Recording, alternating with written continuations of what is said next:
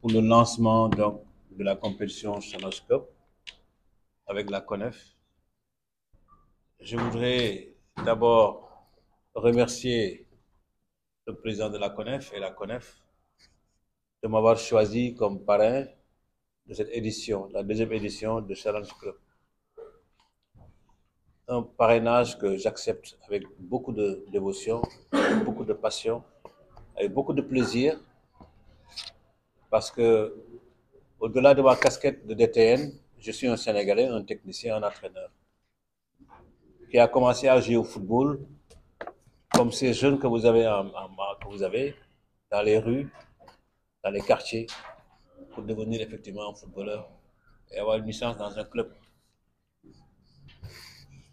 Et je pense que si on porte le choix sur votre personne à travers une activité qui concerne aujourd'hui nos enfants, je pense que vous ne pouvez que être heureux et également aussi bien l'apprécier.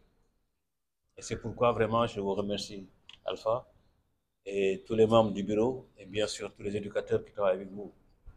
Vous l'avez dit, la CONEF, on l'a mis en place, c'est juste pour organiser, pour structurer une partie du football que nous jugeons importante dans la stratégie de développement du football sénégalais. Je crois qu'aujourd'hui, on ne peut pas devenir footballeur sans passer par le BEBA. Je crois que le football, c'est comme l'école. On commence en sixième, CI, on monte en CP, n'est-ce pas? Et ensuite, on monte, on va au collège, on va au lycée, on va à l'université. C'est la même chose. Au football, il y a l'initiation, il y a la préfo, la formation et la post-formation. Mais avant d'être post-formation ou formation ou préfo, forcément, il faut que ce soit l'initiation. Et tout se passe là-bas. Tout se passe là-bas. Pourquoi j'ai dit tout se passe là-bas?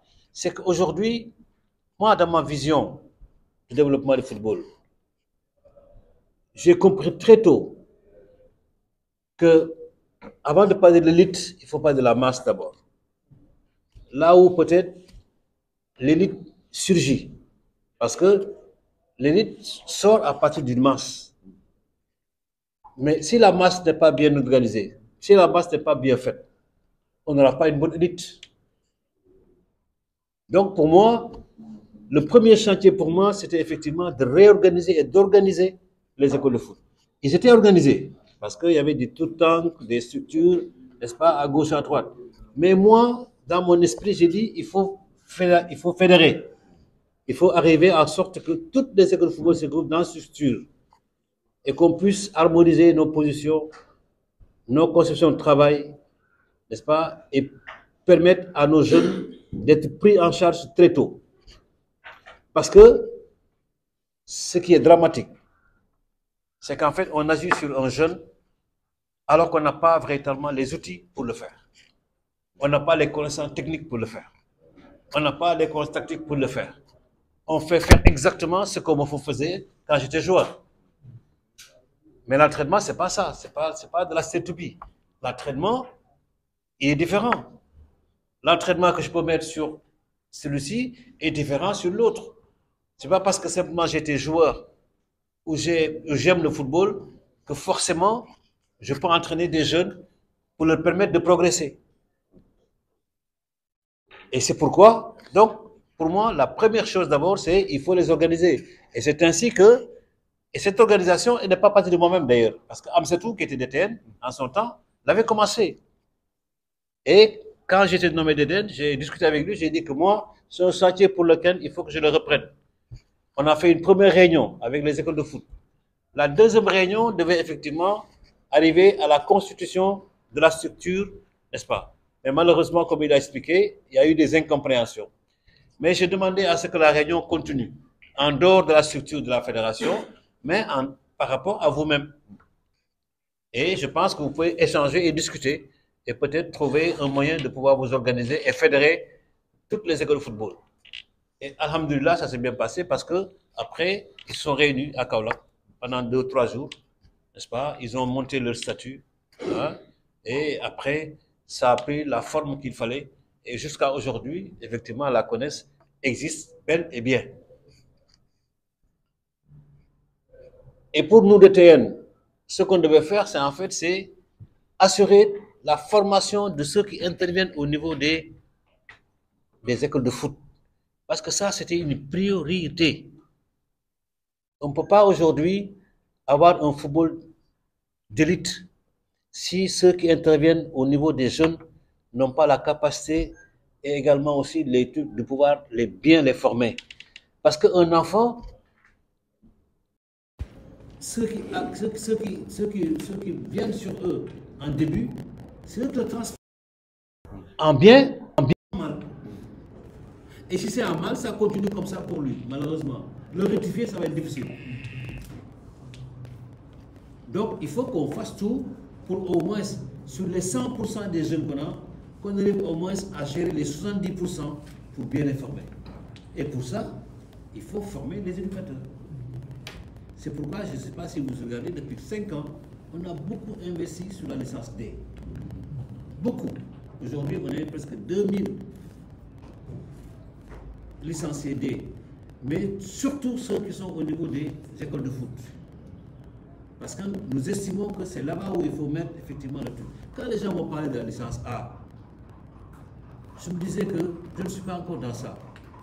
J'y arriverai. Ce n'est pas une priorité pour moi pour le moment. La priorité, ce sont ceux qui interviennent au niveau le plus bas. C'est cela qu'il faut donner la formation qu'il faut qu'ici pour qu'ils nous prennent bien en charge nos jeunes, pour qu'ils les forment bien.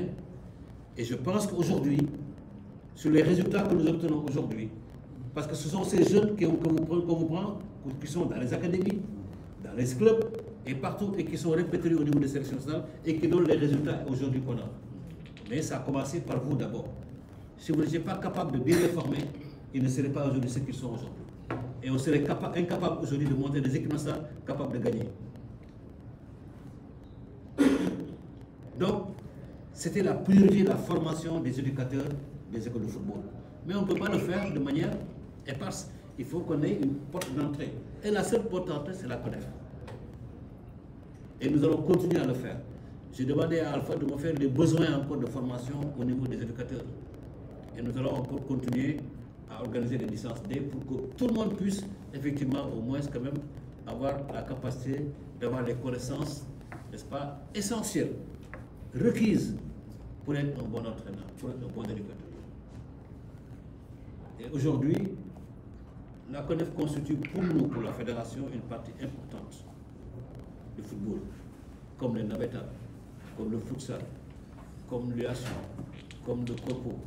Ce sont des parties du football importantes parce qu'en fait, chacune de ces parties a une génération, a également une catégorie de personnes. Je disais à Amadou Kane l'autre qui dit que l'importance du navetan, c'est qu'aujourd'hui, le championnat de U17 est difficile à organiser au Sénégal parce que nos jeunes ne veulent pas avoir l'état civil très tôt. Ce qui fait que les clubs ont la difficulté d'avoir des cadets. Et pourtant, ça existe. Et comme que la fédération, pour jouer le championnat cadet U17, il faut la carte d'identité nationale pour avoir la licence.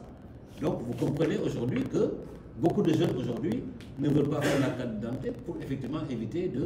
Et ça, c'est une question qui est là, qu'il faut trouver une solution. Mais je dis pas, par contre, heureusement que vous êtes là. Parce que tous ces jeunes qui ne jouent pas dans les clubs jouent le navetan, au moins. Parce qu'en fait, là, il n'y a pas la restriction de la carte d'identité pour avoir la licence de navetan. Au moins, ça, je pense que c'est quand même... C'est pourquoi je dis, toutes les parties sont importantes aujourd'hui. Que ce soit le navetan, la CONEF, n'est-ce pas, que ce soit également le corpo, que ce soit également aussi le futsal. Hein, ce sont des parties qui sont importantes pour le football.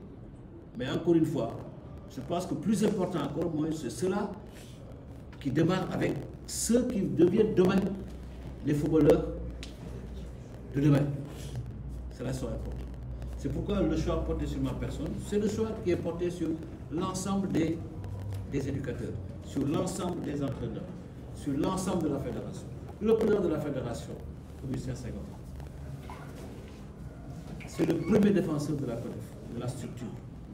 même si quelquefois peut-être qu'il y a quelques difficultés, mais liées simplement à l'incompréhension peut-être. Mais je pense que le séminaire qu'on a organisé il y a 2 semaines à Sali, avec la présence de Alpha, on a pu s'expliquer et on va aller vers un séminaire pour régler toutes ces questions et arrondir tous les angles, n'est-ce pas, pour que la CONEF puisse faire effectivement son travail, n'est-ce pas, qui s'y est. Préparer la convention avec la fédération, préparer également aussi pour structurer, parce qu'il nous faut également aussi quand même donner un statut aux écoles de football. C'est important, c'est très très important. Parce que la tranche d'âge que vous avez, 12, 13, 14, 15 ans, c'est la tranche d'âge la plus importante du footballeur. Parce qu'à 12 ans, c'est l'âge d'or. Tout ce qu'on veut faire sur l'enfant, c'est à partir de cet âge qu'il faut le faire. Si on le rate, c'est fini. C'est pourquoi j'ai dit aujourd'hui, nos résultats-là ne sont pas des résultats par hasard. Non, ce sont des résultats qui sont obtenus par un projet de développement clair, soutenu par effectivement une expertise locale, et ça également c'est important, mais c'est également aussi par des éducateurs formés à la base qui prennent en charge nos jeunes et qui nous donnent effectivement toutes les attitudes pour être de bons footballeurs. Tous ceux qui sont dans les centres de formation, dans les académies, dans les clubs, ce sont des garçons qui sont passés parmi vous. Je suis heureux de voir que l'autre jour, il y a une école de football qui a bénéficié de 15 millions parce que simplement il y a un garçon qui a été transféré, n'est-ce pas? Ça veut dire que ce garçon est passé par l'école de foot. Donc il a été bien entretenu, il a été bien formé. C'est pourquoi effectivement aujourd'hui il peut être capable d'être transféré dans un grand club. Je pense que c'est ça l'état d'esprit, c'est ça l'esprit de la CONEF. Encore une fois, vraiment je les exhorte à mieux s'organiser davantage, à travailler davantage, n'est-ce pas? Nous, à la fédération, on est obligé de vous soutenir, parce qu'en fait, vous faites partie de nous. Le football ne peut pas se faire sans la CONEF, avec des jeunes, n'est-ce pas, qui sont des garçons, n'est-ce pas, que tout club voudrait prendre demain. L'académie fédérale qu'on a mis en place il y a 2 ans, mais cette académie fédérale, les jeunes qu'on a identifiés, mais nous avons identifiés dans le tournoi de détection de la CONEF. Et que nous avons eu énormément de satisfaction. Parce que les U17 aujourd'hui qui jouent avec Paptu, les 3 quarts viennent de l'académie fédérale. Et ces garçons qu'on a repérés dans les écoles de football. Ne serait-ce que ça. La CONEF nous permet aujourd'hui d'assurer une relève. Une bonne relève d'ailleurs. Parce qu'aujourd'hui, on n'a plus un problème, n'est-ce pas, d'avoir des joueurs U17. Aujourd'hui, on a une équipe de U15 qui est en place.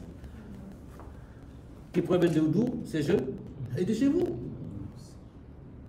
Nous avons également une équipe de U17 qui est en place, qui provient de chez vous également aussi. Donc aujourd'hui, et heureusement que la Coupe du Monde maintenant de U17 s'organise toutes les années maintenant. Aujourd'hui, on n'a pas de problème. Les U17 vont passer, il y a déjà une relève qui est déjà prête. Nous avons également une U13 qui est là également, qui est prête. Et tout ça, effectivement, c'est grâce à vous, n'est-ce pas? Nous avons même un projet, on en a discuté la fois au séminaire, parce qu'on a un programme pour créer ce qu'on appelle des pôles de développement au niveau du Sénégal. Nous avons identifié 6 pôles. Et dans chaque pôle, nous avons donné l'occasion à tous ces jeunes, les meilleurs de 13 ans, les meilleurs de 15 ans, de séjourner pendant les fêtes scolaires, les grandes vacances, Pâques et Noël, de séjourner dans ces pôles et de subir un entraînement de qualité, n'est-ce pas, pour leur permettre effectivement de s'améliorer. Et le financement est déjà dans nos caisses, avec la FIFA. C'est un projet que nous avons soumis à la FIFA et qui a été accepté par la FIFA. Et qui nous va permettre effectivement de donner la chance à tous ces jeunes, quel que soit là où ils habitent, que ce soit à Fongolimbi, à Sédhiou, partout, ces jeunes auront la possibilité de bénéficier, n'est-ce pas, de ce travail de qualité. Dans chaque pôle, il y aura 40 pensionnaires, il y aura 20 U13, 20 U15, avec un encadrement de qualité. Le Dakar est un pôle, Thiès est un pôle. Nous avons fait en sorte qu'effectivement que Kaolack et Fatick soient un pôle. On a fait en sorte que Sédhiou et Kolda et Ziguinchor soit un pôle. Nous avons fait Kédougou également aussi soit un pôle avec Tambacounda. Donc nous avons maillé le Sénégal pour en faire les 6 pôles. Et ces 6 pôles vont exister. C'est une réalité. Parce qu'on a mis en place le comité de gestion qui va se réunir pour définir les modalités de gestion donc, de ces pôles-là. C'est pour donner la chance à tous ces jeunes effectivement, de pouvoir effectivement, être vus. Parce que c'est ça également qui est important. L'autre projet également, sur lequel nous allons également aussi, ça concerne toujours les jeunes et les académies bien sûr, c'est qu'en fait, nous avons reçu, il y a 3 semaines, 4 semaines, une délégation du département de détection des talents, dirigé par Anthony Bafo, qui a mis 5 jours ici et nous avons fait le tour de 3 académies, Dakar Sacré-Cœur, Génération Foot et Djambar. Pourquoi? Parce qu'en 2021, la FIFA avait mis en place un programme d'analyse de l'écosystème du football de l'Afrique. Et nous avons travaillé pendant 1 an avec des réunions, avec des questionnaires, même des gens sont venus ici, pour faire ce qu'on analyse de l'écosystème du football sénégalais. Sur le point concernant les ressources humaines de la fédération, sa technique, sur les académies, sur les équipes nationales, sur également aussi le développement des talents, sur également aussi le football national. Et ils ont produit un document qui concerne le Sénégal sur une analyse globale de la situation du football sénégalais et quels sont les axes que le Sénégal doit faire pour se développer. Et nous avons travaillé sur ça, nous l'avons exploité. Aujourd'hui, c'est ce document depuis le 22 que nous travaillons pour effectivement développer le football sénégalais à partir de l'analyse que les gens ont fait pour nous. Et quand ils sont venus concernant les académies, donc particulièrement sur les autres points, ils ont remarqué effectivement que le Sénégal était une référence en matière d'académie, à travers Génération Foot, à travers Djambar et Dakar Sacré-Cœur. Et c'est ça qui a fait qu'aujourd'hui, le projet pilote aujourd'hui qui a été lancé par la FIFA, qui concerne 5 pays dans le monde, le Sénégal a été choisi. C'est le seul pays africain avec le Maroc. C'est-à-dire, en fait, aujourd'hui, c'est que nous, on ne sait même pas aujourd'hui, c'est que nous sommes en dehors de nous. C'est comment les gens nous regardent. Les gens nous regardent autrement. Nous avons choisi 5 pays dans le monde, j'ai dit 5 pays dans le monde. Les 2 pays africains, c'est le Maroc et le Sénégal qu'ils ont choisi pour faire le projet pilote. Et les 10 et 19, nous allons organiser un séminaire ici avec eux. Et ça va concerner, bien sûr, certaines académies, certains clubs, pour effectivement nous accompagner comment effectivement faire en sorte. Parce qu'en fait, l'objectif, c'est ça. L'objectif, c'est l'élite, encore une fois. C'est donner une certaine compétitivité à nos jeunes, que les meilleurs jouent entre eux. C'est pourquoi le challenge est important. Le challenge va permettre, effectivement, les meilleurs jeunes des académies vont jouer contre les meilleurs des sélections départementales de la CONEF. Donc les meilleurs vont jouer. Et c'est ça, où, effectivement, qui permet le développement des jeunes. C'est ça qui permet le développement des talents. Il faut assurer, faire en sorte que les meilleurs jouent entre eux. Et c'est ça qui va faire que nous allons arriver à créer ce qu'on appelle un joueur de haut niveau, très jeune, qui nous permettra demain de pouvoir rivaliser avec les pays européens et gagner une Coupe du Monde. Parce que tant qu'on ne travaille pas dans ce sens-là, on aura un retard à pouvoir effectivement rivaliser avec ceux qui sont à haut.